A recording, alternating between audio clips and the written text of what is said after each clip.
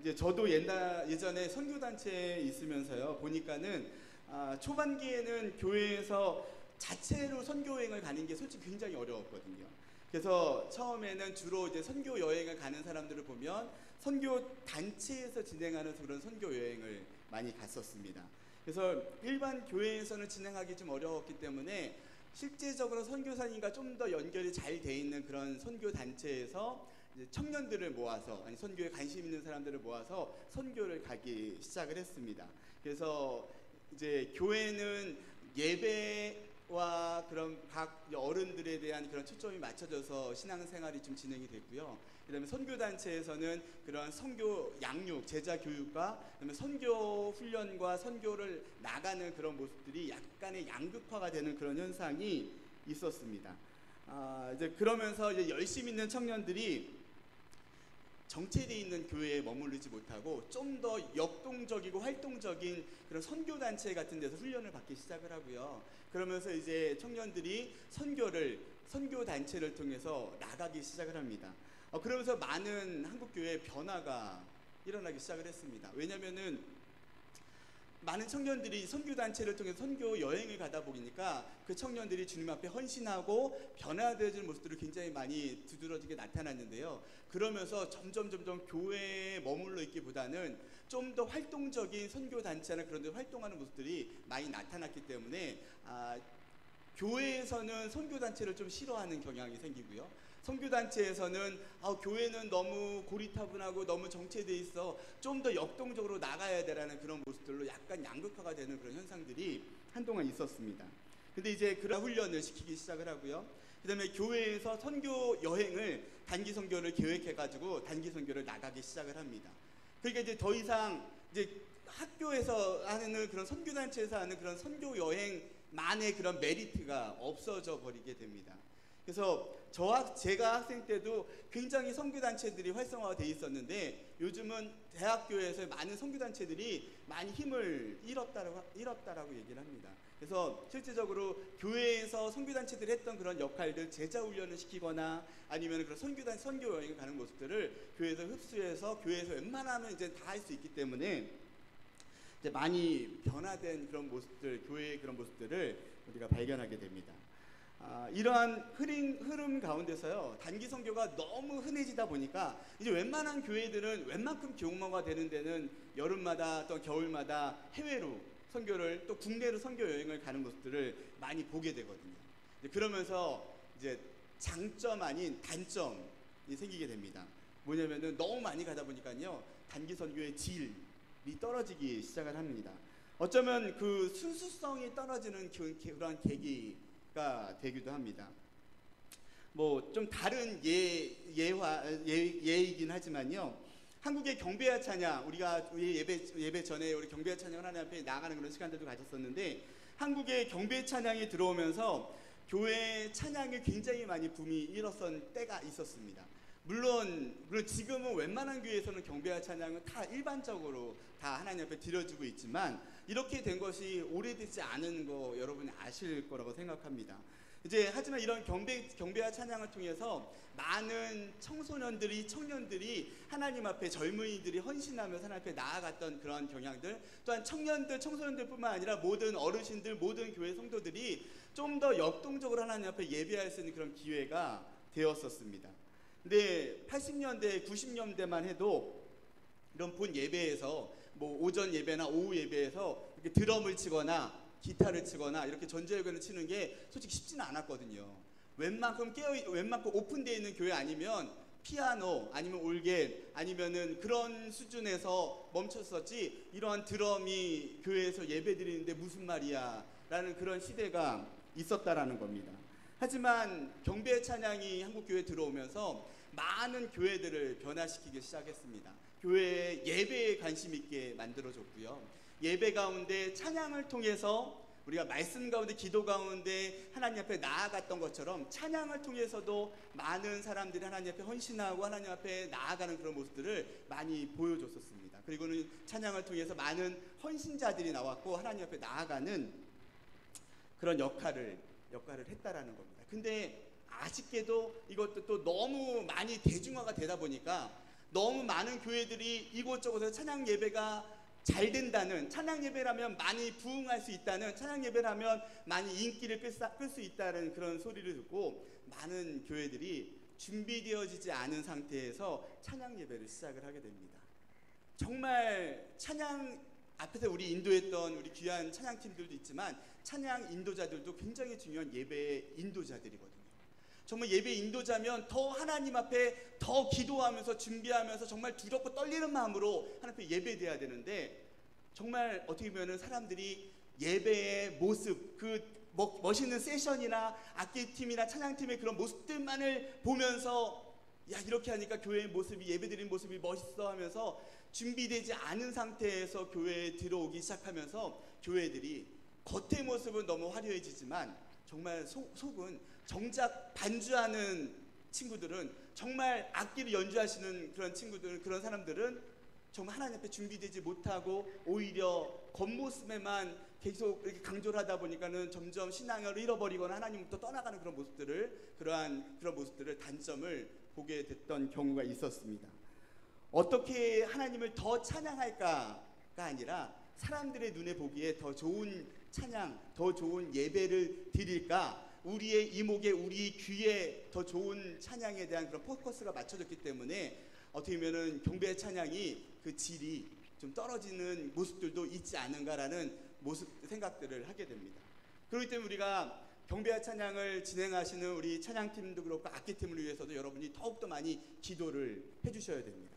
정말 우리 앞에 서 있는 예배 리더자들이 더 하나님 앞에 바로 섰을 때 우리 예배가 더욱더 뜨겁고 너 예배가 더욱더 하나님을 만날 수 있는 그런 계기가 될 수 있기 때문에 여러분이 더욱더 많은 관심과 기도가 필요한 때라고 생각을 합니다. 그래서 우리가 정말 진정한 예배보다도 겉모습을 중시했을 때 그 경배와 찬양의 질이 떨어졌던 것처럼, 어떻게 보면 마찬가지로 한국에 단기 선교가 들어오면서 야, 교회에서 어디를 간대, 해외여행 뭐 그냥 우리가 갈 수도 있지만 교회에서 좀 더 쉽게, 좀 더 저렴하게 해외를 갈 수 있는 기회 아닌가 싶어서 많은 준비 없이 교회에서 각 나라들을 방문을 하기 시작을 합니다. 그리고는 그렇게 방문하여서 심지어는 현지에서 사역하시는 현지 선교사들에게 방해를, 그 사역 가운데 문제를 일으키는 그런 경우도 나타나게 되고요. 현지인들을 만나면서 현지인들에게 책임 없는 약속을 통해서 현지인들에게 실망을 안겨주기도 하고, 준비하던 안 된 모습을 보여주면서 또 때로는 그것으로 인해서 사고가 나는 그런 모습들을 통해서 많은 문제점들이 나타나기 시작을 합니다. 뭐 이거는 일반적으로 단기 선교를 바라보는 한국 선교교회의 시각입니다. 그래서 교회에서나 선교계에서는 이대로는 안 되겠습니다, 이대로는 너무 무분별한 단기 선교는 위험합니다 라는 그런 마음으로 계속 경고하면서 단기 선교에 대한 훈련과 그 다음에 그 프로그램에 대해서 어떻게 진행해야 되는지, 어떻게 준비해야 되는지에 대한 그런 내용들을 많이 요즘은 선교단체에서, 큰 교회에서 다루고 있는 그러한 상황들입니다. 이러한 문제점을 찾아보면서 이제 단기 선교에 대한 새로 이렇게 재정비를 시작을 하게 되거든요. 그래서 첫 번째는 우리가 생각해 볼 것은, 우리가 단기 선교라는 말을 너무 쉽게 쓰지 않습니까? 뭐 일주일, 뭐 열흘, 뭐 2주 이렇게 해외를 나갔다 오면서 단기 선교라는 그러한 단어를 쓰면서 굉장히 문제가 됐던 적이 있었잖아요. 예전에 아프가니스탄의 샘물교회 사건을 통해서 단기 선교라는 이름으로 가서 우리나라에 굉장히 큰 이슈가 됐었기 때문에 그걸 통해서 야, 그게 단기 선교가 맞아? 단기 봉사 아니야? 단기 여행 아니야? 굉장히 호칭을 이렇게 써야 된다, 저렇게 써야 된다, 굉장히 많이 문제가 됐었던 그런 적도 있었습니다. 또 우리는 제가 초반에 왔을 때 교회에서 내년에 성지순례를 간다라는 그러한 이제 갈 계획을 우리가 이렇게 모집을 했었던 것을 기억을 하는데요. 성지순례도 마찬가지입니다. 그냥 보는 걸로 끝이 아니라 정말 단기 선교도 그렇고 성지순례도 그렇고요. 정말 그 땅을 하나님께서 보내주신 특별한 이유와 사명이 있는 것을 우리가 발견하면서 하나님 앞에 나아가는 그런 시간들로 우리가 써야 된다는 겁니다. 어떻게 그러면은 어떠한 호칭, 뭐 성지순례, 단기 선교, 뭐 단기 여행, 그 호칭이 중요한 것이 아니라 정말 어떠한 마음으로, 어떠한 준비로 우리가 하나님이 준비한 땅, 하나님이 예비한 땅을 가느냐, 더 핵심이 되었으면 좋겠다라는 겁니다. 또한 우리가 단기 선교를 생각할 때 우리가 그 지역에 그냥 준비 없이 가는 것이 아니라 그 지역의 문화를 우리가 배우고 가야 됩니다. 우리 성지순례에도 주로 이제 중동 지역을, 이스라엘 주변의 중동 지역을 가기 때문에 그렇고요. 주로 이제 제가 또 중동에 있었기 때문에 보면은 많은 사람들이 그 땅을 밟지만 그 땅에 대해서 제대로 이해를 못하고 파악을 못하고 훈련을 받지 못하고 오는 경우들을 굉장히 많이 보게 됩니다. 중동하면 굉장히 더운 날씨잖아요. 굉장히 더운 날씨 가운데서 어떻게 이제 그 시간들을 활용을 할까라는 고민하는 그런 사람들을 많이 보게 되거든요. 그 더운 날씨 가운데 더우니까는 팔도 이렇게 민소매 짧은 거 입고 형제든 자매든 짧은 반바지를 입고 편하게 옷을 입고 때로는 가는 그런 경우들, 그런 모습들을 통해서 그 지역의 문화를 하나도 이해 못하는 그러한 현상들을 보게 되고, 어떤 이야기냐면요, 중동의 사람들 여러분 아마 TV나 몇 번 이슈로 됐을 때 봤을 거예요. 중동의 여성분들은 검게 아예 머리부터 이렇게 다 이렇게 둘러 쓰고 있는 그런 모습들을 보면서요, 저렇게 더울 텐데 왜 이렇게 덥게 생활하고 있는 거야 라고 우리는 판단하고, 저기는 이슬람이라서 다 그런가 봐 라고 불평하면서 어떻게 저런 종교를 믿을 수 있을까, 저런지 어떻게 살까 라는 마음들을 갖지 않습니까? 근데 실제적으로는 그렇게 쓰고 있는 것들이 뜨거운 햇빛을 가려주기 때문에 오히려 더 시원한 효과를 갖는다고 이야기를 하거든요.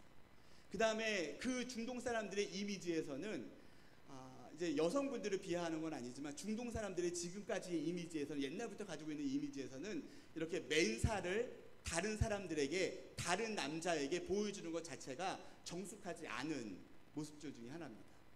그렇기 때문에 옷을 이렇게 반바지 입거나 맨소매를 이렇게 보여주는 모습들은 저 사람은 정숙하지 않은 사람이네, 저 사람은 함부로 해도 되는 사람이네라는 그런 이미지를 가지고 있다라는 거거든요.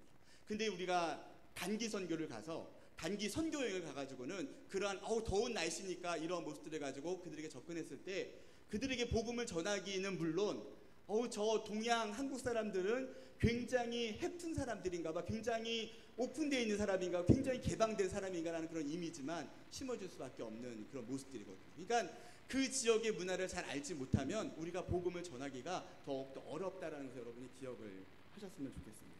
그 다음에 우리가 단기 선교나 선교를 생각할 때 기억해야 되는 것은, 정말 우리가 어디를 가든지, 국내를 가든지 해외를 가든지 그곳에 왜 가야 되는지에 대한 이유를 여러분들이 잘 기억을 하셔야 됩니다. 단지 그냥 교회에서 기회가 되니까 가는 여행, 그런 거 말고요, 정말 우리가 지난달에 말씀에서 또 같이 봤던 것처럼 우리 사도행전 1장 8절 말씀에서 오직 성령이 너에게 임하시면 너희가 권능을 받고 예루살렘과 온 유대와 사마리아 땅끝까지 이르러 내 복음을 전하리라는 그런 말씀에 따라서 우리에게 주어진 그러한 기회 가운데서 또 오늘 말씀과 같이 때를 얻든지 못 얻든지 복음을 전파하라는 그런 말씀에 순종하여서 우리가 나아가야 되는 그런 목적이, 이유가 있다라는 겁니다. 여러분들이 어디에 해외를 가실 기회이든지 국내 어디를 가실 계획이든지 좀 하나님 아버지의 마음을 품고 여러분이 나아가시면 너무너무 좋겠다는 그런 생각들을 가지고 있습니다. 근데 이제 이러한 단기 선교나 이런 선교에 대한 그런 생각들을 몇 가지 이렇게 앞에서 좀 풀어봤는데요. 이번 여름 우리 교회는 어떤 선교를 행해야 되겠습니까? 어떠한 선교의 삶을 사시겠습니까? 라는 그런 질문을 해보고 싶습니다. 힘든데 무슨 선교야 라고 하고 있지 않으세요? 나이도 많은데 무슨 내가 선교할 수 있겠어 라고 생각하고 있지 않으세요? 젊은 사람들이 하면 되지 라고 생각하고 있지 않으세요? 아니면은 다음 기회가 되면 하지 라는 그런 마음들로 혹시 생각하고 있지 않으십니까? 내일로, 다음으로 미루시겠습니까? 우리가 지난달에도 설명드렸지만 여러분들이 있는 그곳이 바로 작은 예수로 살아갈 수 있는 선교지라는 겁니다. 정말 여러분들이 어디에 있든지 여러분의 가정에서 먼저 선교가 이루어지기를 소원하고, 여러분의 직장에서 먼저 선교가 이루어지기를 원하고, 여러분이 계시는 곳, 여러분이 어디에 계시든지 그곳에서 먼저 선교가 이루어져야만 우리가 국내든 우리가 해외든 우리가 선교의 모습들을 더 확장해 나갈 수 있다라는 거거든요. 그러니까 물론 이것은 우리 삶 가운데 선교를 먼저 간단히 해야만 해외로 갈 수 있다는 그런 설명이 아니라요. 우리가 때를 얻든지 못 얻든지 선교에 대한 그런 마음들을 여러분이 열어달라는 그런 말씀이거든요. 선교에 대한 그런 것은 특정한 누군가, 어느 젊은 누군가가 어느 특별한 선교사만 하는 것이 아니라 우리가 하나님의 자녀라면, 우리가 하나님 앞에 서 있다면 선교에 대한 그런 부담감을 가지고 여러분의 상황에서 우리의 수준에 맞는 그런 선교의 삶을 살아야 된다는 사실들을 여러분 꼭 기억을 하셨으면 좋겠습니다. 제가 오늘 이 시간 선교를 강조를 하면서요, 때를 얻든지 못 얻든지 선교의 삶을 강조하지만, 이것은 제가 말씀드리는 것은 오늘 주제가 선교이지만 선교만을 하자는 이야기는 아닙니다.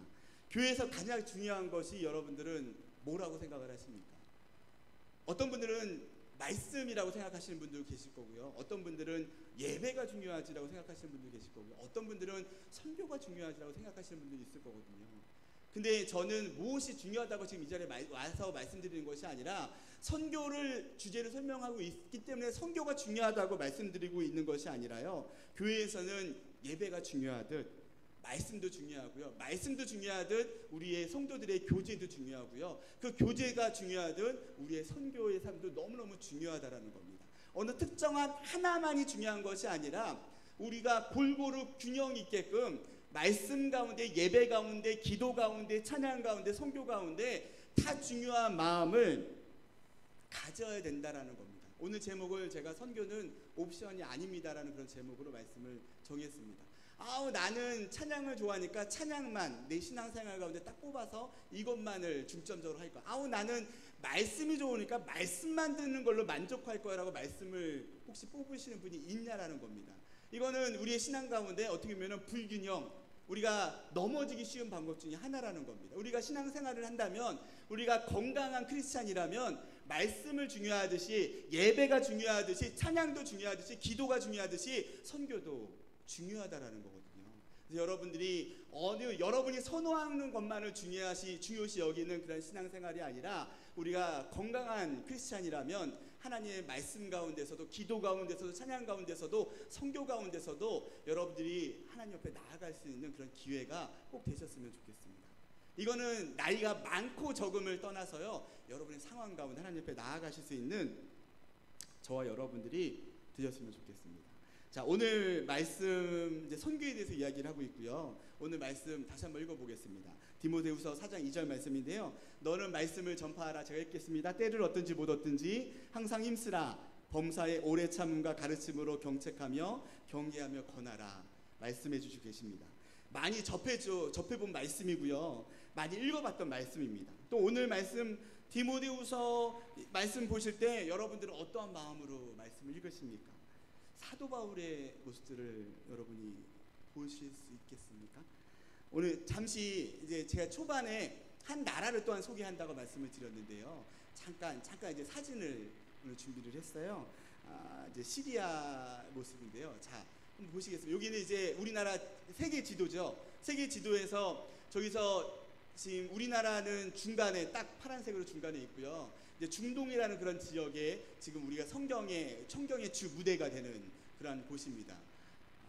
네, 요 지역이, 중동이라는 지역이 우리가 읽고 있던 성경의 주 무대, 예루살렘, 이스라엘이 있는 곳, 그다음에 오늘 성경에서 나왔던 그런 모습들이 있는 곳이고요. 자, 그걸 좀 더 확대를 했습니다. 보면은 이집트가 있고 사우디아라비아, 이란이 있고 터키가 있는데 그 사이에 있는 굉장히 조그만 나라가 우리 성경에 있는 이스라엘이라는 그런 나라, 작은 나라고요. 그 이스라엘 바로 위에 제가 있었던 레바논이 있고, 그 옆에 시리아, 요르단이 있습니다. 보이시죠? 뭐 지도가 크진 않지만 보이실 거로 생각을 합니다. 이제 이러한 모습들 가운데서요, 요 지역을 좀 더 확대를 해서 들어가 보도록 하겠습니다. 자, 여기를 보면은 이스라엘이 있고요, 레바논이 있고, 요르단 있고, 시리아가 있고, 네, 그 위에는 지금의 터키가 있는 그런 지역입니다. 이제 오늘 말씀의 배경이 되기도 하고요. 이런 모습들을 여러분이 보실 수가 있고요. 이제 좀 더 간단하게, 간략하게 보면, 오늘 아침에 목사님께서 말씀해 주셨던 그 바다, 지중해 바다 있죠? 저기 파란 곳이 지중해 바다이고요. 그 밑에가 이제 그 바로 옆에가 이제 이스라엘이고, 그 위에 안디옥이라는 글자가 있고, 그 위에 길리기아 다소가 있네요. 우리가 오늘 말씀을 썼던 디모데후서의 저자인 사도 바울의 고향인 다소입니다. 아마 여러분들이 내년에 터키 성지순례를 기도하고 준비하고 있다고 들었는데요. 저희 여러분들이 뭐 가실 수 있는지는 모르겠지만 터키에 가면은 터키의 남부에 다소 사도 바울이 태어났던 그런 곳이 지금도 성지로 되어 있습니다. 이제 성지 모습들인데요. 지금도 이렇게 다소에 가면은 사도 바울이 생활했던 곳에 대한 그런 뭐 집터, 그다음에 우물터가 나와 있고요. 보시면은 네, 제가 안 넘어가네요. 네. 네, 넘어가야 되는데 안 넘어가서. 네, 먹통이 됐나 봅니다. 네, 여기 보시면 이제 거기 보면 이제 사도 바울의 얼굴이 나타나게 되는데요. 아마 여러분들도 이제 저기 사진에 거기에 있는 사진을 이제 찍은 거고 한쪽이 너무 안 나와서 사진에 사도 바울의 모습을 봤는데요. 사도 바울이 너무나도 위대한 믿음의 선지자였잖아요. 근데 굉장히 못생겼다 그래요. 머리도 없고요, 키도 굉장히 작고 정말 볼품없는 그런 모습 가운데서 그런 외형적인 모습들은 전혀 내세울 것이 없지만 정말 복음에 미쳐서 예수님을 전하기 위해 살았던 그런 모습들을 우리가 보게 됩니다. 그리고 사도 바울이 예수님을 만났던 그런 곳이 있습니다. 너무나도 하나님께 열심히 있었던 사도 바울이 감히 하나님에게 아들이 있어 하면서 그리스도인들을 잡아가는 그런 주 역할을 했던 사람이 사도 바울이었지 않습니까? 그 사도 바울이 예루살렘에서 이제 다메섹에 그러한 기독교인들이 많이 있다는 이야기를 듣고 그곳에 그리스도인들을 잡으러 가다가 주님을 만난 곳, 다메섹에서 얼마 떨어지지 않은 지금의 시리아 수도가 다마스커스인데 그 다메섹에서 조금 떨어져 있는 곳에 저런 시리아의 사도 바울 낙마 교회가 지금도 존재를 합니다. 근데 제가 말씀드리고 싶은 건 이제 후반에 말씀드리겠지만 지금도 존재를 하고요. 지금 다메섹에 좀 들어가는 초입 부분에 있지만 이제 그 안에서 저런 교회가 남아 있고 그다음에 그 안에 십자가든 그다음에 예수님의 제자들의 모습 사진들이든 사도 바울의 사진들을 모셔놓고 그다음에 같이 기도하는 그런 모습들을 보게 됩니다. 자, 이게 사도행전 9장에 나와 있는 그런 말씀이고요. 그다음에 사도 바울이 저렇게 눈이 멀어서 눈이 안 보이게 돼가지고 그 다메섹까지 가게 되는데요. 그곳에서 어느 곳에 가가지고는 하나님이 보내주신 아나니아를 만나게 됩니다. 그곳이 바로 직가라는 곳인데요. 그 직가라는 곳이 지금 시리아의 다메섹에 보면 저렇게 지금 남아 있습니다. 그러니까는 지금부터 거의 몇천 년 된 그런 도시로 남아 있고요. 그런 직가의 도시가 남아 있고요. 그 다음에 좀 전에 말씀드렸듯이 그 직가에서 누구를 만나죠? 바로 하나님께서 아나니아를 통해서 사도 바울의 눈을 뜨게 했던 그런 사건이 있는데 제가 사진을 제가 없는 사진을 보여드려야 되는데 제가 있는 사진이 몇 개 나와서 젊었을 때 사진이지만 그 아나니아 집입니다. 아나니아 저기서 사도 바울을 만나서 눈을 뜨게 했다라는 그런 곳입니다. 그래서 지금도 다메섹의 시리아의 수도 다마스커스의 직가라는 그런 도시 안에 그런 지역 안에 저런 아나니아의 그런 집이 남아 있습니다. 그래서 그 안에 기도했던 그런 기도 동굴이 아직 남아 있긴 하고요. 네, 또 다시 한번 좀 넘겨 주셔야 될 것 같습니다, 집사님. 네, 그건 넘어갔네요. 네, 그 다음에 여기는 이제 사도 바울이 예수님을 전하던 사람들을 잡으러 왔다가 회심을 해가지고는 오히려 예수님을 전하니까 그 다메섹에 있던 유대인들이 사도 바울을 배신자로 여기고 죽이려고 합니다. 그때 어떻게 되면 9장 24절 25절에 보면은 그 성에서 광주리를 태워가지고는 광주리에서 도망을 가게끔 만드는 그런 사건들이 기록을 하고 있거든요. 그래서 그 광주리 교회가 지금 광주리 그것을 기념하기 위해서 그 지역에 남아 있고요. 그 사진에 보시면 그 광주리가 어떤 광주리냐면은 제가 준비가 여기 저희 큰 광주리가 보이시죠? 저런 광주리에 태워가지고는 성 밖으로 내렸다라는 이야기를 합니다. 이러한 사건을 통해서 보면 어떻게 보면 우리가 성경에서 봤던 그런 사건의 사도행전에 나오는 내용들, 이런 내용들을 우리가 성지순례를 가게 되면 하나하나 직접 보실 수 있는 그러한 지역들이 성지순례의 그런 지역들이거든요. 야, 성경에서 나오는 그런 지역이구나 라는 것으로 그냥 느끼고 끝나는 것이 아니라 저 지역을 통해서 하나님께서 여러분에게 어떤 것을 말씀하기 원하시는지, 어떤 교훈을 주기 원하시는지, 어떠한 마음을 품기를 원하시는지를 여러분들이 꼭 배워 나가셨으면 좋겠다는 그런 생각을 하게 됩니다.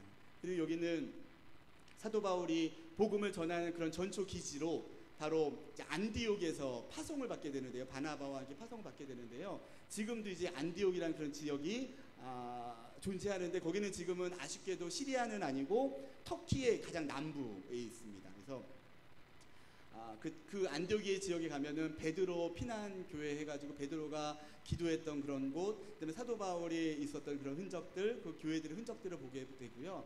믿음의 선배들이 그런 박해를 피해서 산속에서 동굴을 파서 거기서 신앙생활하고 피해 있던 그런 모습들을 발견하고 보게 됩니다. 이런 모습들을 통해서 제가 시리아의 모습들을 잠깐 보여드렸어요. 근데 시리아를 지금은 갈 수 없는 나라고요. 지금은 전쟁, 그 다음에 IS 때문에 우리 한국 사람은 지금 들어갈 수 없는 금지 국가가 됐고, 지금은 아까 수도의 사진 전경들은 많이 보여드리긴 했지만 지금 전쟁 때문에 저렇게 파괴되어져 버린 그런 시리아의 모습들을 잠깐 보여드리기를 원합니다. 아까도 말씀드렸지만 사도 바울이 주님을 만났던 낙마교회나 직가나 아나니아 교회는 아마도 추정컨대 대부분이 전쟁으로 인하여서 이번 몇 년 동안에 부셔져서 아마 우리가 시리아를 방문해도 보기 힘든 그런 지역일 수도 있는 그런 곳입니다. 이제 오늘 제가 이제 기도 제목을 말씀드리기 원하는, 잠깐 기도 제목 말씀드리기 원하는 것은 시리아를 보면서, 시리아 땅을 보면서 여러분들이 하나님의 놀라운 계획하심이 있는 그런 땅의 모습들이었거든요. 정말 시리아라는 나라가 정말 수천 년이 된 그런 오래된 그런 도시였고, 사도 바울이 복음을 전했던 그런 곳이었고, 그래서 그곳에 안디옥 교회가, 그 다음에 다메섹의 교회가, 정말 많은 믿음의 선배들이, 믿음의 조상들이 그 땅 가운데 교회를 세우고 그 지역 가운데 하나님의 복음을 전했던 순교의 흔적들이 있었던 그런 지역이었는데, 지금은 거의 90% 이상이, 다행히도 그 시리아 지역은 좀 더 기독교인들이 그 기적 때문에 남아 있어서 10% 15%의 기독교인들이 있었지만, 지금은 이러한 박해들 때문에 교회에서 다 떠나가고 점점 믿는 이들이 없어지고, 또 이슬람이 강성화되면서 교회를 다니는 것이 쉽지 않고 교회가 폭탄 테러의 타겟이 되고, 그러기 때문에 함부로 교회를 다닌다고 고백하지 못하는 그런 사람들이 지금도 있다라는 거예요. 우리는 편하게 이렇게 예배를 드릴 수 있지만, 예배를 드리면서 언제 죽을지 모르는 두려운 마음, 언제 이 교회가 그러니까 폭격을 당할 수 있을 거라는 그러한 걱정과 두려움으로 예배를 드리는 그런 사람들이 지금 지구 저편에는 남아 있다라는 거거든요. 그래서 여러분들이 다음번에 또 다른 나라를 제가 소개하겠지만, 여러분들이 시리아 땅을 여러분이 기억하시면서 기도해 주셨으면 좋겠습니다. 사도 바울이 주님을 전했던 곳, 사도 바울이 주님의 마음을 품었던 곳이 바로 그 땅이라는 겁니다. 자, 이제 우리가 다시 본문으로 돌아와서요, 우리가 이 말씀을 접할 때, 오늘 봤던 디모데후서 4장 2절 말씀을 접할 때, 이 말씀을 여러분이 배경을 좀 더 이해하면 좀 더 좋지 않으실까 생각을 합니다. 신약성경이 거의 반을 기록했잖아요. 13권의 책을 기록을 했는데요, 사도 바울이 3차 전도여행을 다니고, 그 다음에 로마의 감옥에 갇히기, 재판을 받기 위해서 로마로까지 가는 그런 사건들을 통해서 거의 4차 전도여행까지 표현을 하거든요. 그 많은 전도여행 가운데서 많은 교회들을 세우고 많은 제자들을 낳고 많은 신앙의 흔적들을 뿌리고 갔던 사도 바울의 모습을 여러분 잠깐 상상해 보시기를 바랍니다. 좀 전에 봤던 시리아 지역도 마찬가지고, 터키 지역, 그 다음에 그리스 지역, 로마까지 사도 바울이 그 당시에 비행기가 있었던 것도 아니거든요. 그 당시에 뭐 뛰어난 어떤 교통수단이 있었던 것도 아닌데, 좋으면 배, 아니면 말, 아니면 걸어서 그 넓은 지역을 복음을 전하면서 다녔다라는 겁니다. 그리고 가는 곳곳마다 교회를 세우고 사랑을 전하고 복음을 전했던 사도 바울을 우리는 너무나 잘 알고 있습니다. 그리고는 우리가 봤던 많은 책들 가운데, 사도 바울이 쓴 책들 가운데 대부분이 그러한 믿음의 제자들에게 편지를 쓰거든요. 너희가 신앙생활을 잘해야 된다. 이단 가운데 휘말리지 말아야 된다. 좀 하나님 앞에 더 바로 서야 된다. 진정한 복음은 이것이다라는 그런 편지를 쓰는 모습들을 우리가 사도 바울이 썼던 서신서 말씀을 통해서 보게 된다라는 겁니다.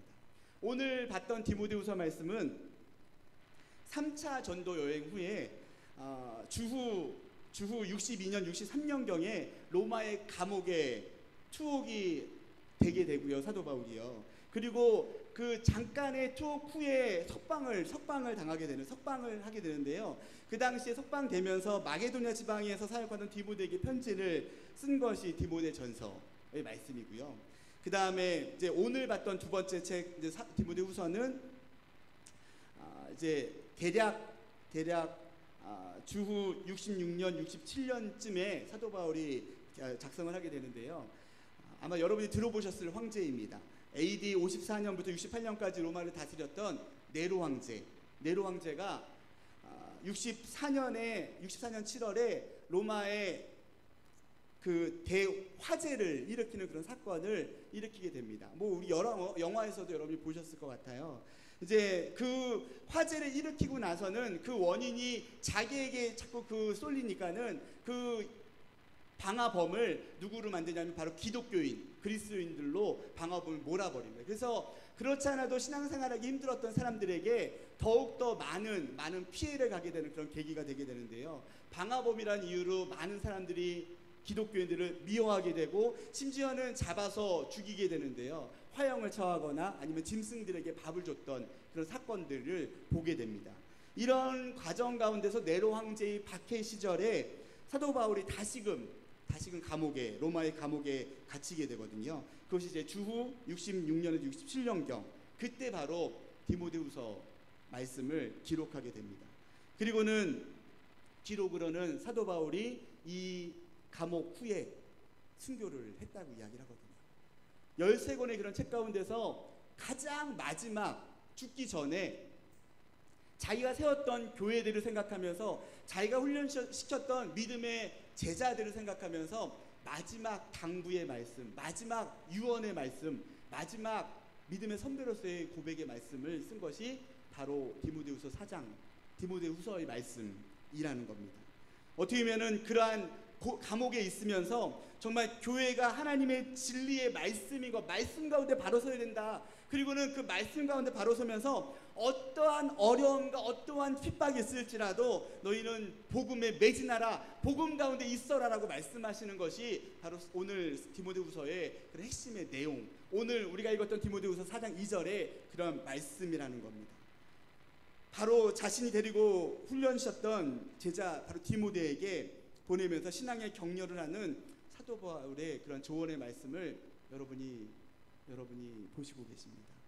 이러한 당부 말씀이 믿음의 선배인 사도 바울이 오늘 이 시간 믿음의 경주를 하고 있는 저와 여러분들에게도 당부해 주시는 그런 말씀이라는 겁니다. 여러분의 생활 가운데 어려움을 겪고 계십니까? 힘든 시절을 보내고 계십니까? 또 고민이 많으십니까? 이 정도면 됐어라고, 이 정도 신앙생활하면 됐어라는 그런 마음으로 혹시 계십니까? 이러한 우리들에게 이제 하프타임을 지나고 이제 다음 남은 시간을 우리가 시작하는, 후반기를 시작하는 우리에게 사도 바울이 아들과 같은 그런 동역자 디모데에게 당부했던 것처럼 우리 신앙생활 가운데 남아있는 저와 여러분들에게 바로 다시 한번 예수님께서 당부해 주시고 계십니다. 같이 한번 읽고 말씀을 마치려고 합니다. 이 말씀을 읽으면서요, 하나님께서 어떤 사도 바울이 여러분에게 어떠한 힘듦과 어떠한 어려움과 어떠한 상황에서도 우리가 선교에 대한 그런 마음들, 어떠한 부담 가운데 서야 되는지 여러분 고백하면서 하나님께 쓰는 다시 한번 마음의 결단하는 그런 시간들을 가져봤으면 좋겠습니다. 다시 한번 읽어보겠습니다. 너는 말씀을 전파하라. 때를 얻든지 못 얻든지 항상 힘쓰라. 범사의 오래 참음과 가르침으로 경책하며 경계하며 권하라. 아멘. 이러한 고백이 우리의 삶 가운데 각인되어져서 주님의 아버지의 마음을 품어갈 수 있는 저와 여러분들이 되셨으면 좋겠습니다. 같이 이런 마음을 기억하면서 같이 기도하기 원하는데요.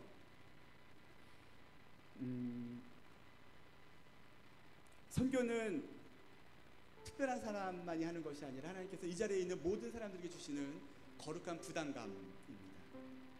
여러분이 커다란 선교를 하라는 것이 한 나라 민족을 변화시키라고 말씀하시는 것이 아니라 작게는 우리 가정부터, 작게는 옆에 있는 믿음의 지체부터, 또한 여러분이 만나는 사람들에게 예수님의 그 마음으로 사랑의 말 한마디가 선교의 시작입니다. 사랑의 모습, 미소 한마디 한 모습이 바로 선교의 시작이라는 겁니다. 하나님, 제가 하나님 앞에 순종하겠습니다. 예배 가운데 순종하듯이 우리가 기도 가운데, 말씀 가운데, 하나님 우리가 찬양 가운데, 하나님 우리가 선교 가운데 하나님 앞에 순종하며 믿음으로 나아가겠습니다. 그런 마음으로 주 앞에 고백하며 같이 기도하며 나가는 시간을 갖도록 하겠습니다.